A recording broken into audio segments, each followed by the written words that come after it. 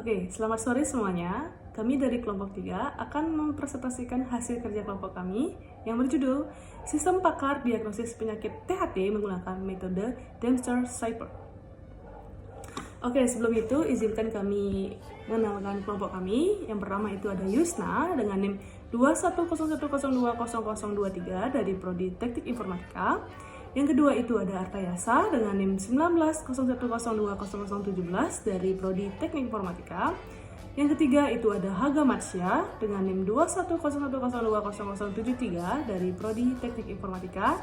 Dan saya sendiri, Guna Patni, dengan NIM 21010200051 dari Prodi Teknik Informatika.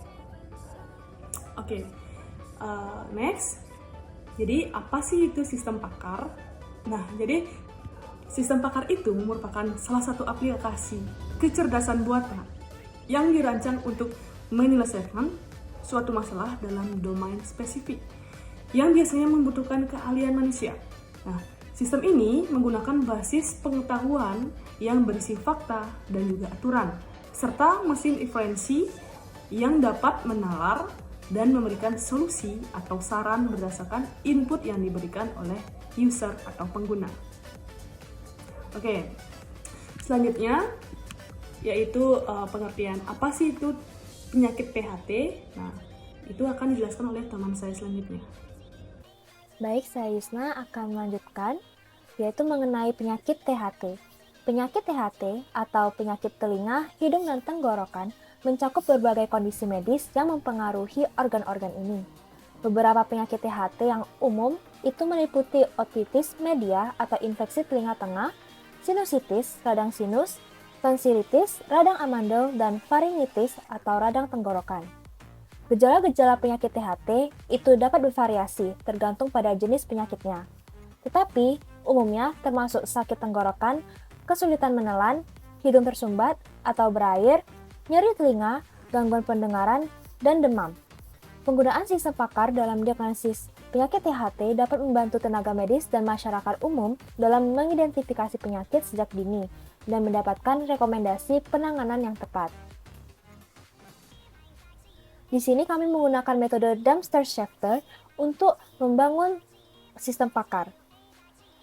Metode Dempster-Shaffer ini adalah teori bukti yang dikembangkan oleh Arthur P. Dempster dan Glenn Shaffer.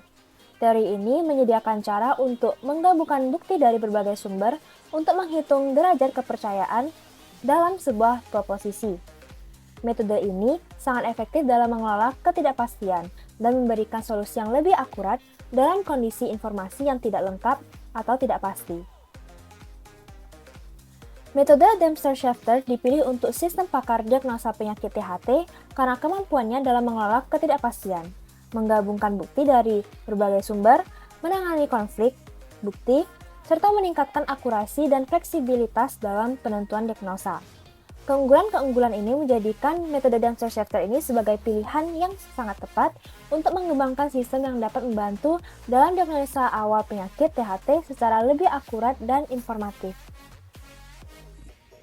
Oke, nama saya Iwan Kedimat Maguna. Di sini saya akan melanjutkan presentasi dari teman saya.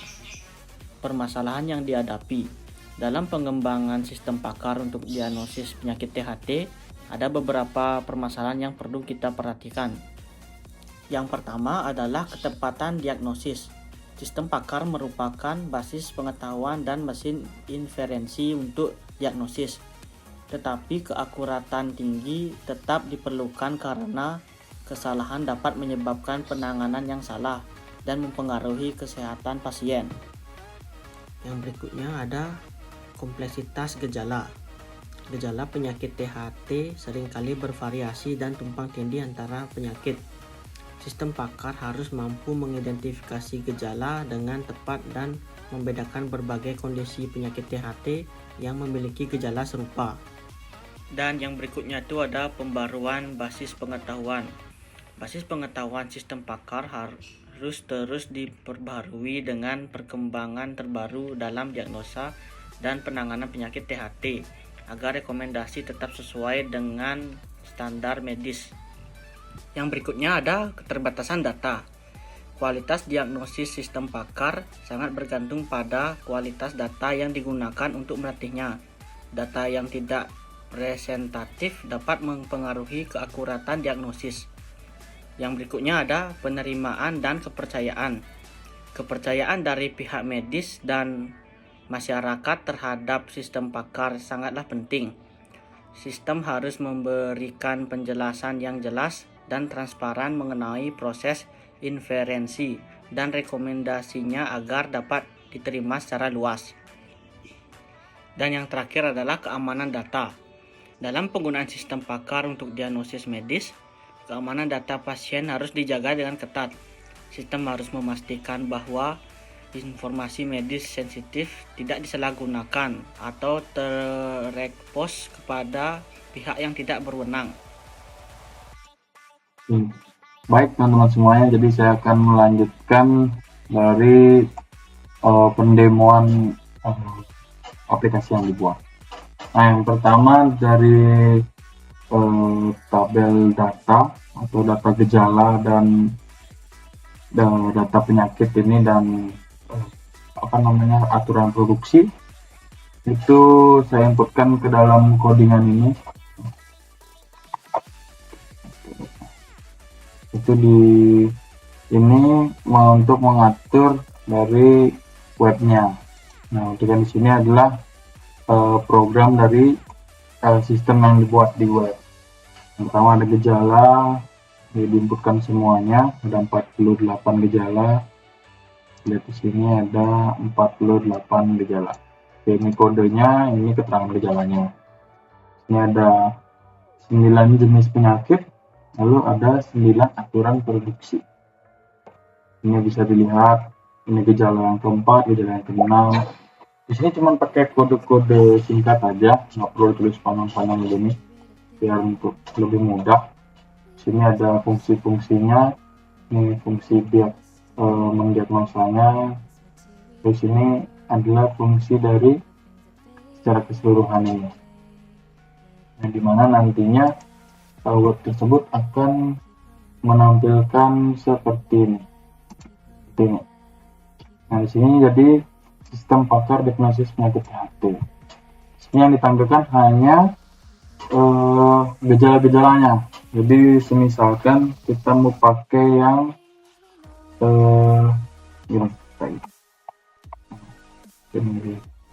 ini masih selesai tadi, coba kita jalanin dulu. Ini cara ngerunnya bukan di index.html tapi di fpty nya. Box ini menggunakan spasi. Nah, ini bisa diklik yang ini, running on ini, diklik control klik sudah muncul. Nah, yang pertama dulu. Oke, di sini udah jalan sistemnya, tampilin gejalanya, datanya. Yang pertama mungkin kita mau coba dia untuk mendeteksi otitis eksternal. Nah, kita coba klik yang pertama, dia ada gejala keempat, 1, 2, 3, 4, gejala 6, gejala ke-7, ini gejala ke-11, 8, 10, 11, gejala ke-19, 11, 13, 15, 17, 19. Oke, 19, selanjutnya 20, lalu ada 33, 20, 22, 24, 26, 28, 30, 32, 33, 33, ada 34, lalu 36, dan 38. Oke, di sini ya seharusnya kalau sesuai dengan tabel keadaan produksi, dan mungkin saya tidak salah klik, intinya sini akan menghasilkan penyakit yang terdeteksi itu adalah otitis eksternal. Nah, jadi maksudnya gimana? Jadi saat pengguna sistem ini ya anggaplah seorang dokter yang udah menginputkan data dari gejala-gejala, lalu jenis penyakitnya apa saja, lalu ada keadaan produksi itu dalam artian penyakit otitis eksternal ini apa sih yang menyebabkan penyakitnya itu. Jadi misalnya contoh ini ada benjolan kecil atau bisul dekat saluran telinga, lalu ada daun telinga yang bengkak dan memerah, ada demam juga. Ini semua penyakit ini dialami oleh pasien. Jadi dokter itu bertanya kepada pasien, oke baik Bapak, ada yang bisa saya bantu? Oh ya dok, saya ada gejala penyakit seperti ini. Sebentar kayak apa Bapak, bisa dicek dulu, mungkin bisa secara cek atau secara wawancara. Jadi dicek apakah amandalnya membengkak atau pasiennya gejalanya batuk-batuk.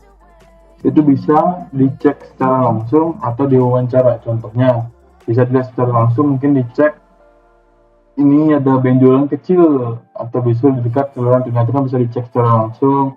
Lalu daun telinga yang bengkak dan merah itu bisa dicek secara langsung. Demam juga bisa, jadi ada gatal merah di telinga itu bisa dicek secara langsung. Ini sebenarnya bisa dicek secara langsung, bisa juga diwawancara. Mungkin ada keluhan-keluhan dari pasien-pasien itu ya, kayak nyeri otot kan, tidak bisa dicek secara langsung tapi ditanya seperti apa, ada mengalami nyeri otot, atau mungkin ditanya sebelumnya pernah sebelum kemarin ada mengalami mual-mual atau saat ini ada mual, sebelumnya ada sempat muntah gitu. Terus bagaimana nafsu makannya, apakah masih nafsu untuk makan atau sudah kurang nafsu untuk makan gitu, dan lain sebagainya.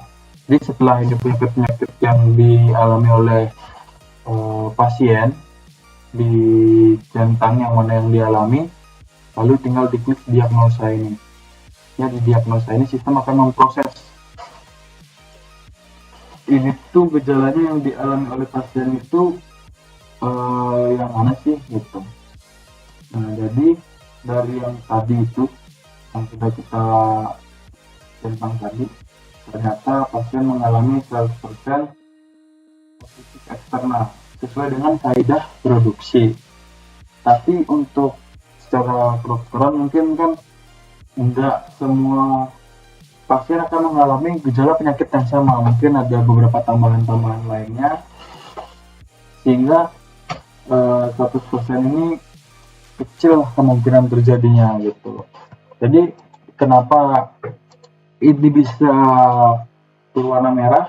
Jadi di program kita memprogram untuk membuat hasilnya itu menjadi merah gitu, yang gininya, yang dihasilin dari gejala yang dialami gitu. Nah ini highlight background, kalau cari yang highlight.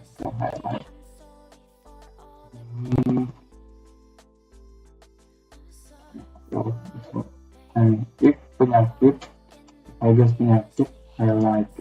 Highgas itu dia menghitung persentase dari penyakit yang dialami. Kalau persentasenya sama dengan highgas, artinya yang tertinggi, jadi dia akan di highlight.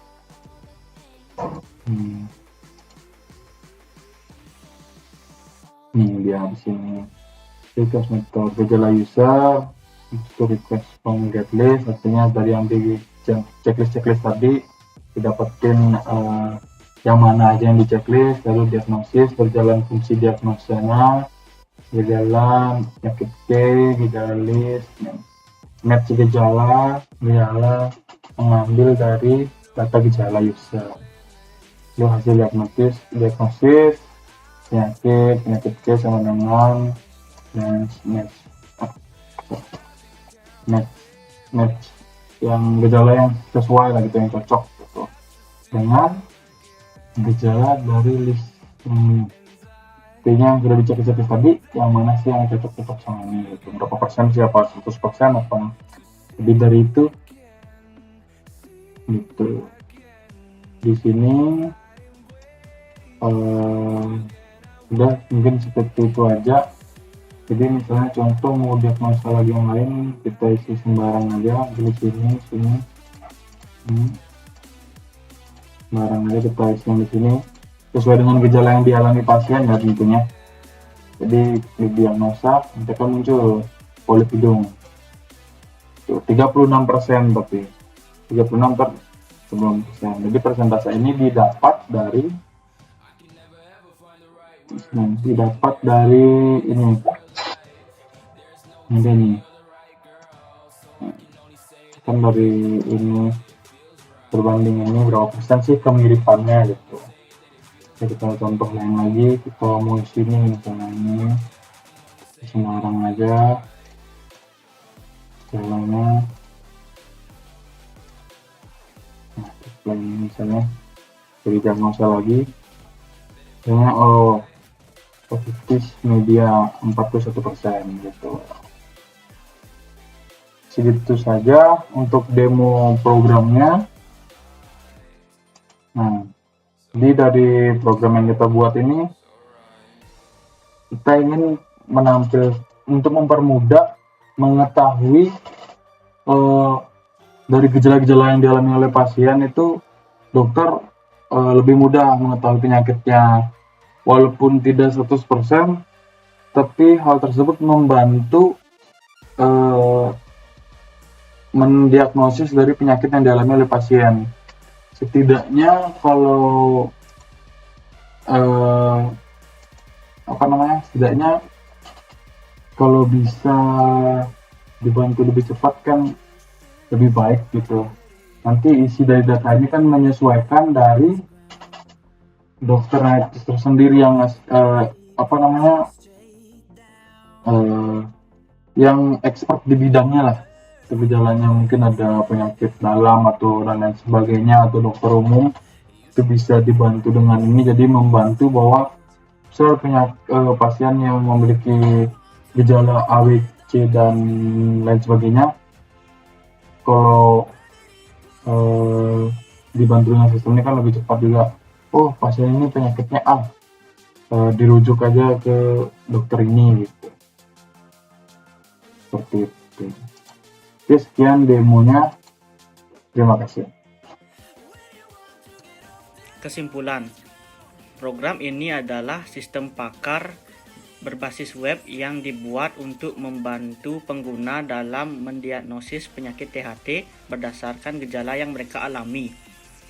Menggunakan flash untuk antarmuka web, pengguna dapat memasukkan gejala dan penerimaan diagnosis berdasarkan aturan produksi yang telah ditetapkan. Hasil diagnosis menunjukkan kemungkinan penyakit dengan persentase tertinggi yang sesuai dengan gejala yang diinputkan oleh pengguna. Oke, sekian presentasi dari kelompok kami. Jika ada kesalahan kata, mohon dimaklumkan aja ya, atau bisa komen di bawah. Dan sekian presentasi dari kelompok kami. Saya ucapkan selamat pagi.